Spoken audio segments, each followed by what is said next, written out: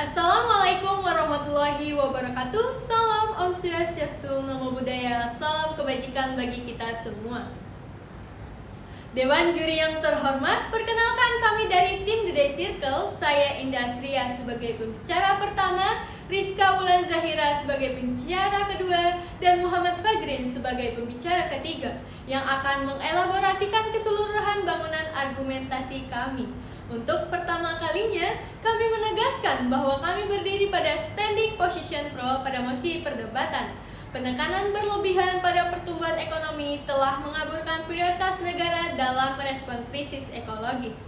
Dewan juri yang terhormat, sebelum melangkah lebih jauh pada bangunan argumentasi kami, mari kita definisikan variabel penting yang ada pada mosi kali ini. Mosi ini menyoroti bagaimana obsesi terhadap PDB telah melumpuhkan komitmen negara dalam mengambil tindakan tegas terhadap darurat ekologis. Dewan juri berdasarkan data dari Wahana Lingkungan Hidup Indonesia, rangkaian bencana banjir dan longsor di Aceh dan Sumatera pada akhir 2025, bencana ini bukan sekedar fenomena alam. Dalam satu dekade terakhir, Sumatera telah kehilangan 1,4 juta hektar tutupan hutan yang berfungsi sebagai penyangga hidrologis. Kerusakan ini dipicu secara sistematis oleh pembukaan lahan untuk pertambangan, perkebunan, dan proyek energi. Lalu, Sumatera telah menelan kerugian ekonomi hingga 68,67 triliun. Dewan juri, apakah logis mengejar pertumbuhan ekonomi 5% jika biaya pemulihan bencana akibat eksploitasi lahan justru jauh melampaui pendapatan tersebut? Dewan juri, potret buram ekologi kita hari ini adalah bukti kegagalan pemerintah dalam menjalankan perekonomian nasional.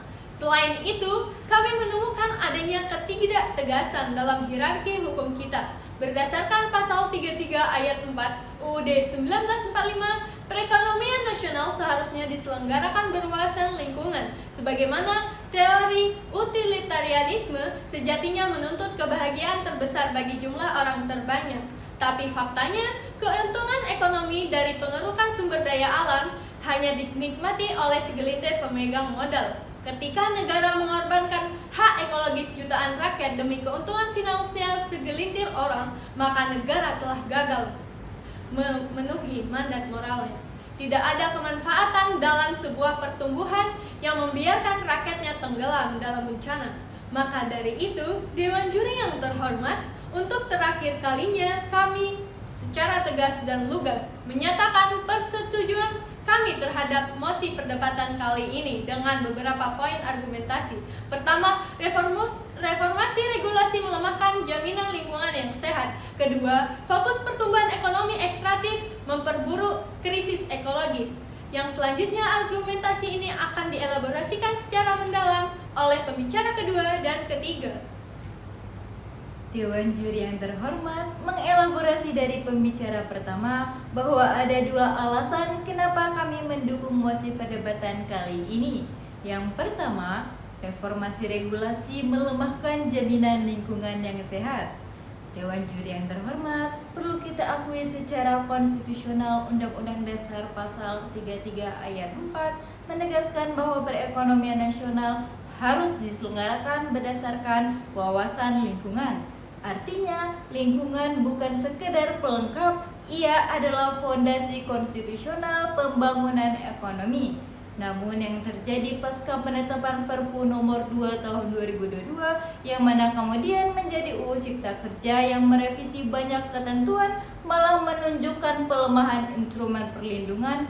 Sejatinya, hal ini mendukung pencemaran lingkungan lagi degradasi ekosistem. Dewan juri, hal ini amat sangat bertentangan dengan penetapan pengelolaan yang tercantum pada UU PPLH. Dewan juri sebagai contoh dalam pasal 22 angka 35 UU Ciptaker mendefinisikan AMDAL ialah sebagai keputusan kelayakan lingkungan yang telah mendapatkan persetujuan dari pemerintahan pusat maupun daerah. Implikasinya apa Dewan juri? Dokumen AMDAL sebagai bentuk pernyataan kelayakan, bukan lagi sebagai prasyarat dasar pengujian. Dewan juri, selain itu terdapat pula kontroversial pasal UU Ciptaker yang menghapus ketentuan mengenai komisi penilaian AMDAL.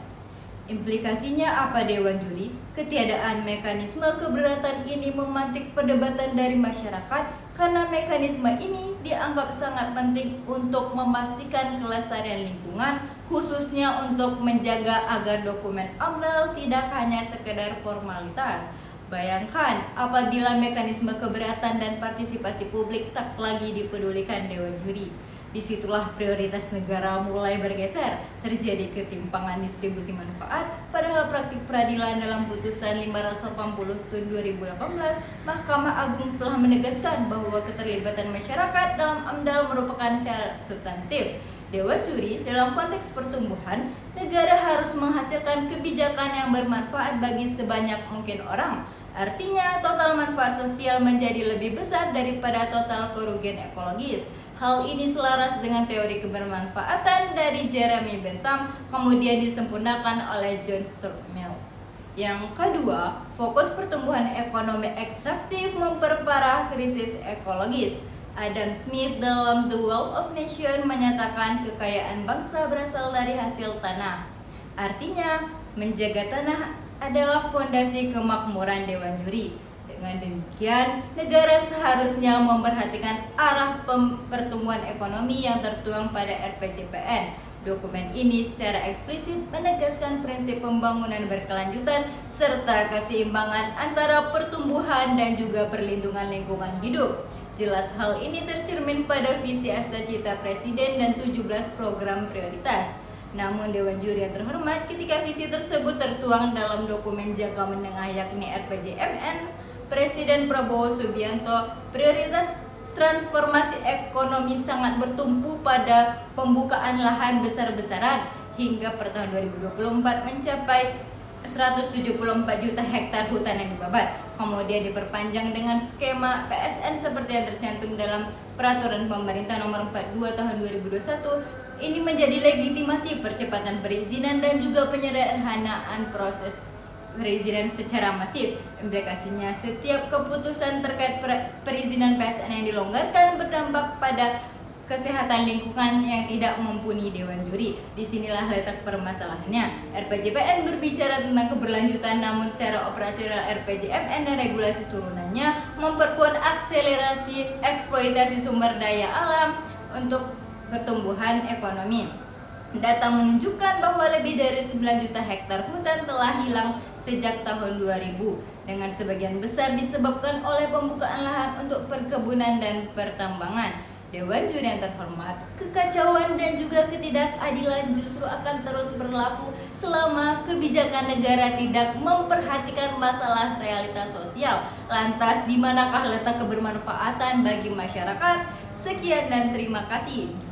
Selanjutnya masuk ke tataran argumentasi sosiologis empiris. Dalam praktik pembangunan hari ini, pertumbuhan ekonomi sering dijadikan tolak ukur utama keberhasilan negara. Akibatnya, perlindungan lingkungan dan keselamatan sosial tidak lagi ditempatkan sebagai prioritas yang setara.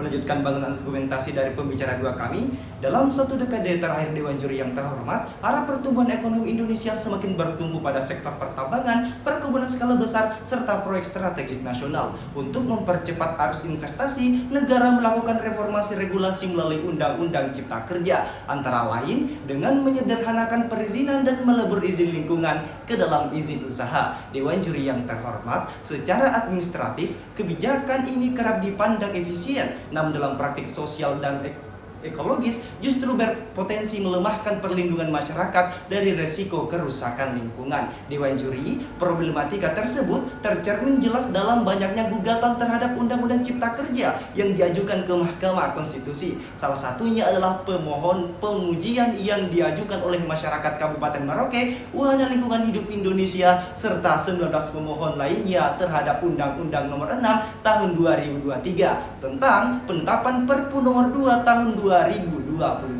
Dewan Juri yang terhormat, maraknya gugatan dari lembaga dan organisasi masyarakat ini menggambarkan bahwa Undang-Undang Cipta Kerja tidak hanya menyisakan persoalan prosedural, tetapi juga menimbulkan dampak substantif yang dirasakan langsung oleh masyarakat terdampak. Ahli-ahli Dewan Juri menghadirkan kepastian dan keadilan. Regulasi ini justru memunculkan ketidakpastian hukum serta kekhawatiran atas tergerusnya hak atas lingkungan hidup yang baik dan sehat. Dewan juri yang terhormat, ketika kita melihat bagaimana fokus pertumbuhan ekonomi di Indonesia sangat ekstraktif, di mana hal ini ternyata telah berperan dalam memperparah krisis ekologis. Saat ini Dewan Juri yang terhormat, berdasarkan data Wahana Lingkungan Hidup Indonesia, menunjukkan bahwa dalam sekitar 1 dekade terakhir Sumatera kehilangan sekitar 1,4 juta hektar tutupan, terutama akibat pertambangan, perkebunan skala besar, dan proyek energi termasuk di kawasan penyangga ekologis.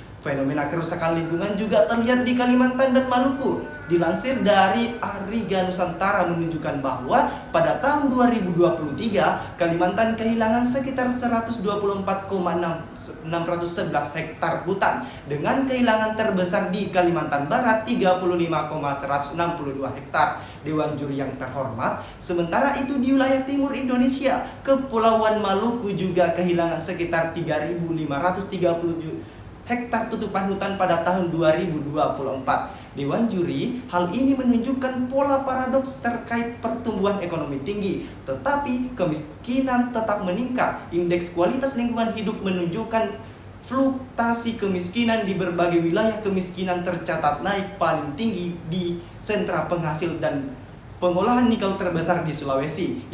Industri nikel tidak berkorelasi dengan kesejahteraan masyarakat di wilayah Tapak. Dari kegiatan ekonomi industri nikel ini di Morowali, hanya 4,35% dari nilai produk domestik regional bruto yang dirasakan manfaatnya oleh masyarakat setempat, dan sekitar hanya 95% lainnya keluar. Secara nasional, Dewan Juri yang terhormat, Walhi mencatat 25,6% kawasan hutan Indonesia berada di bawah izin industri ekstraktif. Dan sepanjang periode 2014 sampai 2023, Indonesia kehilangan sekitar 4,36 juta hektar hutan primer.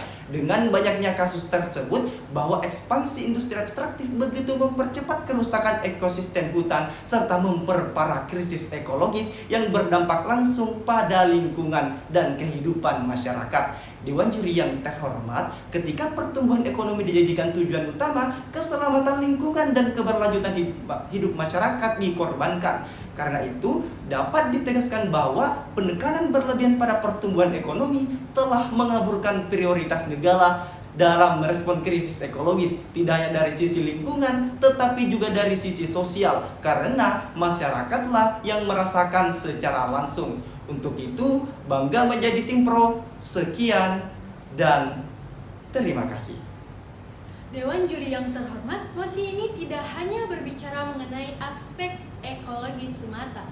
Lebih jauh lagi, mosi ini sedang menekankan bagaimana keberlangsungan hidup umat manusia ketika pertumbuhan ekonomi dijadikan indikator utama keberhasilan pembangunan negara, berpotensi mengabaikan tanggung jawab ekologis dan sosialnya. Dewan Juri, pembangunan seharusnya tidak hanya mengejar angka pertumbuhan, tetapi juga memasukkan keberlanjutan lingkungan dan keselamatan generasi mendatang.